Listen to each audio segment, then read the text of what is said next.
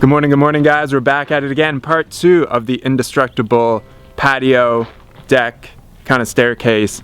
And we might as well set up a room for him in our house because he's out here every single day. But we got Mr. OG Enterprises, the OG of OG Enterprises. That's right, every day. So what do you do, my man? Welding and fabrication. He's the badass. Electrical and laser stuff. It's crazy. All kinds of cool stuff.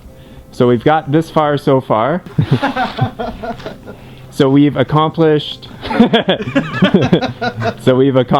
this much steel being fabricated. A couple people are curious about that rectangle. That's an architectural detail that we're not going to go over just yet, but it was done 100% on purpose. So what we're going to start working on now is our stringer for the staircase, integrated handrail that's welded all into place. It is going to be money. Less talk, more welding. More welding. When the hood drops, well, you know the rest. Send it until you bend it. Send it to, I don't know about that one. This shit shouldn't bend. Welcome back to another video, guys. Whew. It has been a busy month. I've had some pretty tight time constraints to get things done for the house here, and we are ready for stucco. How exciting! So this deck build and this patio build has been awesome. It's been a great learning experience, and I've really enjoyed learning metal fabrication through Orion.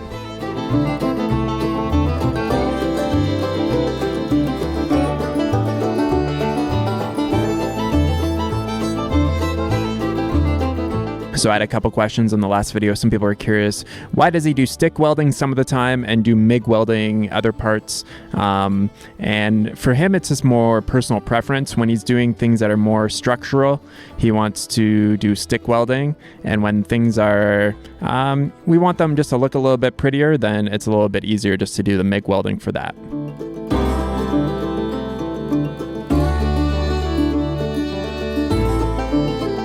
A good tip here for whenever you're placing a post or anything like that, especially in a concrete. So you want to get one corner anchored in, then you can do your opposite corner like Orion is doing here. Once you got those locked into place, then do the other two. If you try to line up one hole, or if you try to drill all 4 holes at once, you're just asking for one of the holes to not line up, and then you're going to go back and try to get a wedge anchor in there, and it probably won't work if the holes aren't lined up perfect.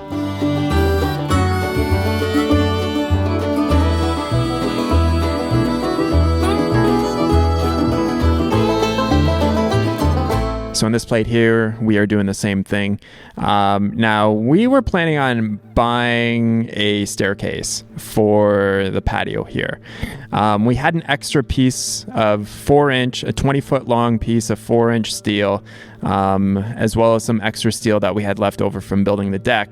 And we're just like, you know what? Screw it, man. Let's just let's build a monostringer staircase ourselves. A monostringer staircase definitely is a little bit trickier as opposed to a standard staircase. There's different things that you have to try to figure out because it just doesn't go the same as a regular staircase.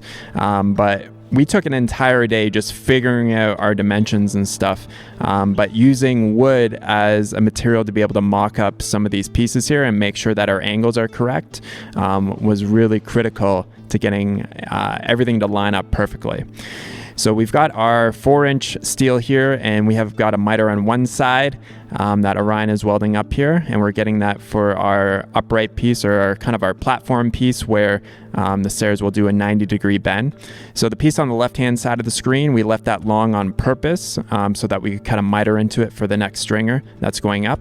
But on the piece closest to us here, we've got that miter cut nice and perfect. And with steel fabrication, you can tack things into place and make sure everything is lined up perfectly and then fully welded in after the fact. So now that we've got that piece up on the platform, we can take our first piece of 4-inch steel, get that welded and tacked into place, and then we can start working on the next side.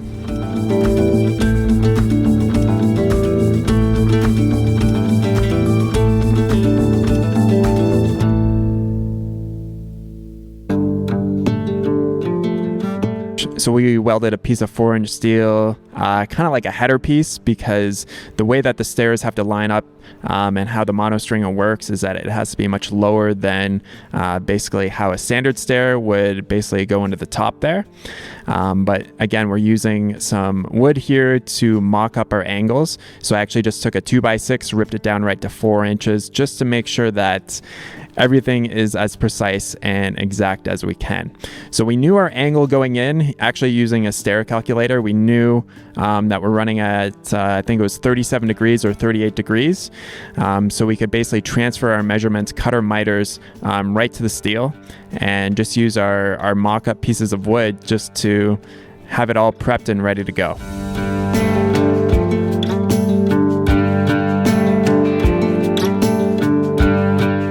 Now, I must say, I was very happy that all the angles and stuff and all the measurements that we planned out beforehand ended up actually working out. I don't know too many guys that could just, have some spare material and work up a 4-inch monostringer staircase just like kind of out of the blue, but that's what we did. So you can see how tight that miter was, and now I'm cutting all of the different riser pieces for our treads to sit on.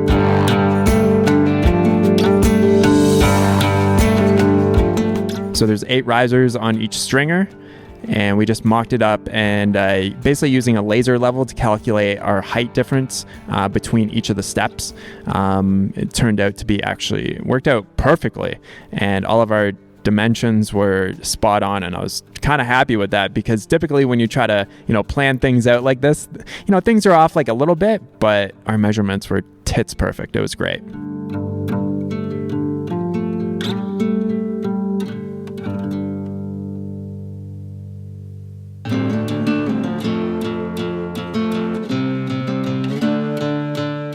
Now, for making things a lot easier for future trade, like the guys that are going to be doing the stucco, we didn't want to get the treads welded into place. That's because as you're turning that 90 and going into the building, from this view here, it'd be very difficult to get some stucco behind the treads, because the treads are basically going to line up almost right with the edge of the wall.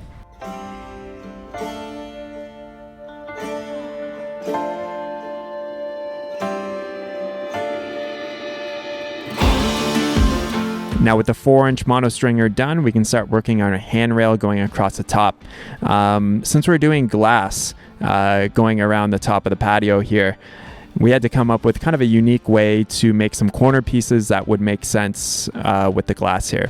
So basically just took some 1.5 by 3 steel tubing and cut it in half, and then welded it to another piece to make an inside and outside corner. So we're welding across that seam there, and then we grind that seam down so it looks like it is one piece. And they did come out pretty awesome, and pretty stoked about that.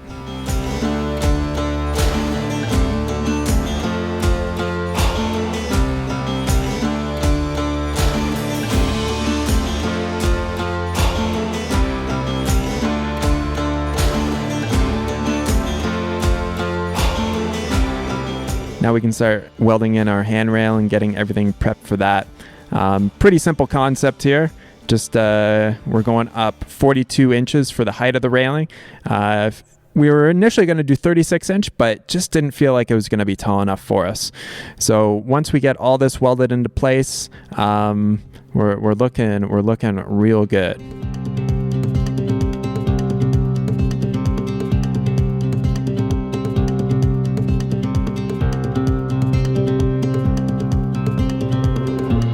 And Orion's DJI just took a spill over the side of the building. It's shit like that has happened to me before, where cameras take a tumble and you get a bit of a casualty.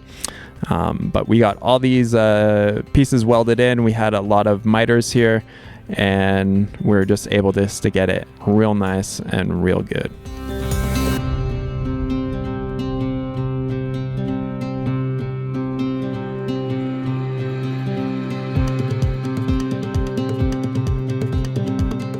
Once we're happy with the location of everything, then we do our final welds on it, fill everything in. So for this type of stuff, he likes to use his MIG just because it's much faster, and the welds are definitely a little bit cleaner if you're not planning on grinding them down or anything.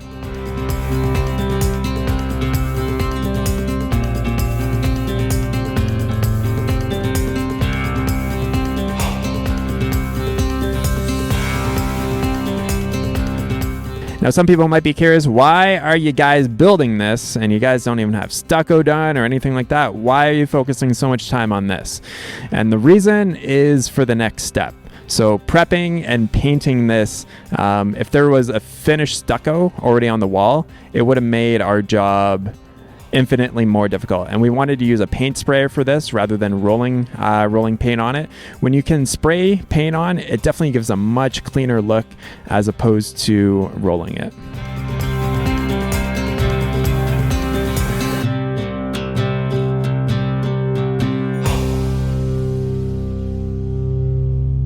So now that we've got everything masked off, we hit everything with a great primer.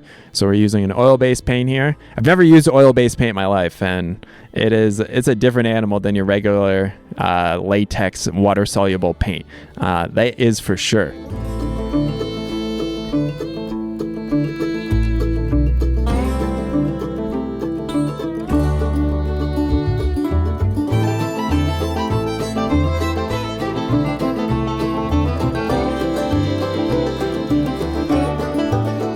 And of course, we've got to finish it with the matte black. By the time that we're done, our faces were just covered in black, and there's black everywhere. But we did a good job masking everything off. We got a tiny bit of paint on the concrete, but I'll be able to get that off, no problem.